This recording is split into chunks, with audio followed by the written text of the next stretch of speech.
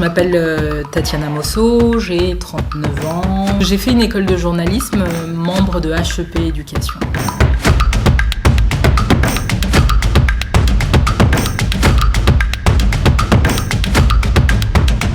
Je suis journaliste entrepreneur. En novembre 2005, j'étais en train de couvrir la première élection d'une femme présidente en Afrique de l'Ouest, donc Ellen Johnson Sirleaf. Et ça m'a vraiment marqué pour le reste de ma carrière. Donc de la Voix de l'Amérique, je suis passée très vite, c'est-à-dire 1 an après, à France 24. Et là, je suis basée au Sénégal, mais en couvrant toute l'Afrique de l'Ouest, c'est-à-dire à peu près 21 pays.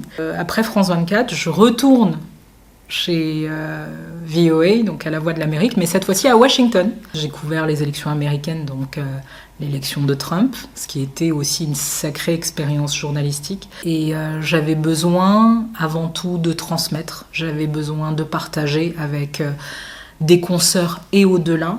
Et on est parti du journalisme et aujourd'hui Mama Project compte donc un pôle formation professionnelle journalisme, formation professionnelle communication, c'est-à-dire que nous on intervient pour accompagner, c'est le mot-clé en fait de Mama Project, c'est qu'on accompagne, c'est dans notre ADN, on accompagne des journalistes professionnels, des gens en activité qui ont besoin soit de faire le point, soit une reconversion, je veux passer de la radio à la télé, comment je fais on accompagne des communicants qui veulent venir au journalisme ou des journalistes qui basculent vers la communication.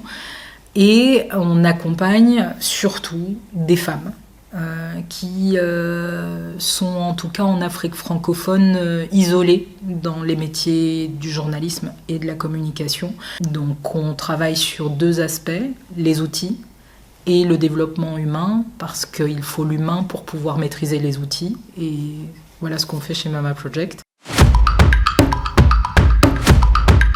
J'ai eu la chance de grandir dans un milieu familial où on posait toujours des questions, où on nous demandait de réagir, où on nous demandait notre avis, où on nous demandait de nous positionner, où on nous demandait ce qu'on avait compris, ce qu'on avait observé, ce qu'on avait entendu, et comment on interprétait, comment on recevait des informations d'un environnement quelconque. Ce qui fait que très tôt, j'ai été obligée de nourrir cet esprit critique. Ce qu'on attend de nous en tant que journalistes et même, je dirais, en tant que communicants en général, on attend de nous d'avoir cette capacité à questionner le monde, cette capacité à l'analyser et à se dire comment est-ce que moi je l'interprète, comment est-ce que moi je le ressens et comment est-ce que je restitue justement ce sentiment-là. Cette capacité à me questionner, à questionner les autres et avoir un esprit critique sur des situations et des environnements parfois très dangereux m'a parfois sauvé la vie, m'a parfois sauvé de situations extrêmement délicates. Et c'est ça, en fait, qui peut vous sauver et qui peut faire en sorte que vous allez réussir à raconter l'histoire alors que vous êtes submergé par des émotions, vous êtes submergé par un environnement hostile qui parfois ne veut pas du tout de vous. Mais comment est-ce que vous arrivez, vous, à garder cette distance-là ? Et l'esprit critique, pour moi, c'est ce qui sert à garder la distance. C'est une forme de carapace que l'on construit au fur et à mesure des expériences et qui nous permet de ne pas s'auto-saboter, de ne pas s'auto-corrompre des fois et aussi de résister aux pressions extérieures. L'esprit critique, ça s'accompagne de courage et ça s'accompagne de conviction. C'est bien d'avoir un esprit critique, mais si on le garde à la maison, bon, ça sert qui ? Ça sert à un entourage très, très restreint. L'idée, c'est d'avoir la capacité de pouvoir l'exprimer et de pouvoir passer à l'action, en fait. C'est pas tout d'être capable d'analyser et de dire « je pense que cette situation mérite telle ou telle action ».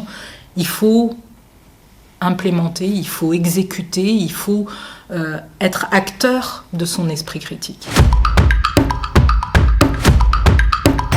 Par rapport aux États-Unis où c'était un autre drame qui se jouait en 2016, pareil, encore une fois, je pense que inconsciemment, j'ai mis le même système, le même mécanisme en place qui était encore une fois de me dire je ne suis pas dans mon pays, je n'ai pas la prétention de savoir ce qui est bon ou non pour les Américains.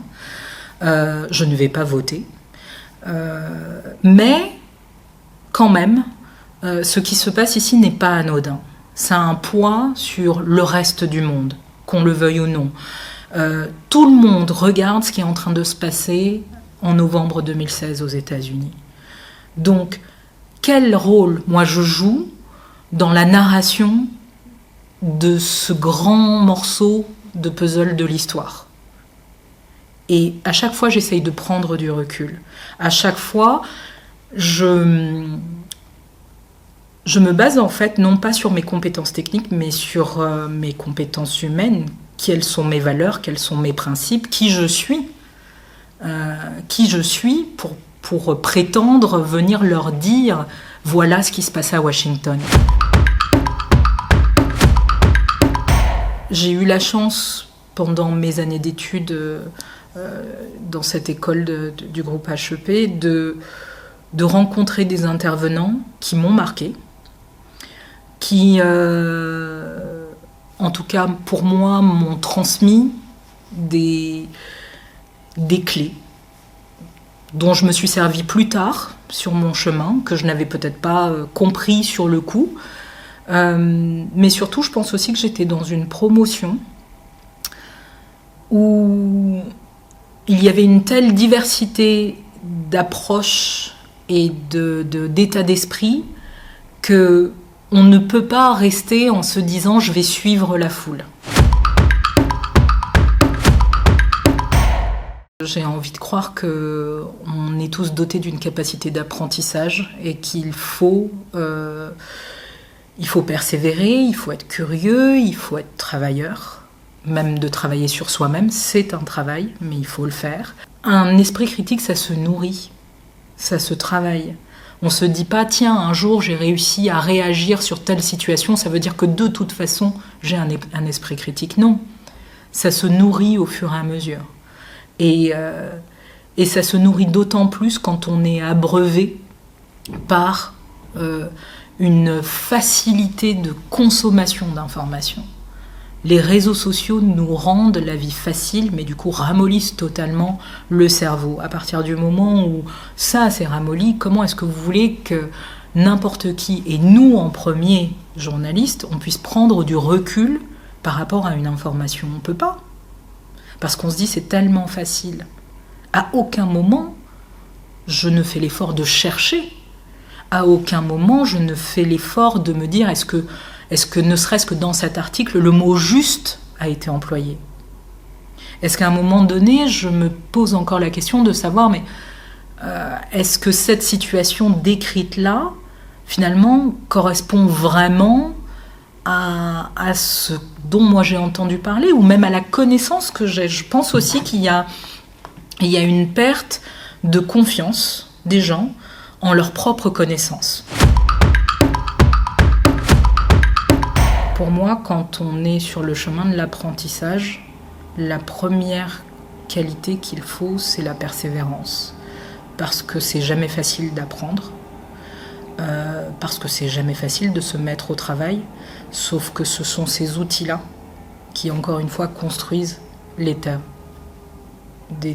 l'esprit critique. Et sans cet esprit critique-là, sur son travail, sur son environnement, sur son propre parcours, son propre chemin, je pense qu'on stagne vite, qu'on tourne en rond et qu'on peut, quand on est notamment entier et en quête de ressentir et de donner un sens à ce qu'on fait, eh bien, ça peut très vite nous bloquer si on n'arrive pas à développer cet état d'esprit critique. Donc le premier conseil que je lui donnerais, c'est d'être persévérant dans tout, quel que soit son environnement, et d'essayer de réaliser ses rêves. Parce que moi, c'est ce que j'ai fait et pour l'instant, je ne me suis pas trop trompée.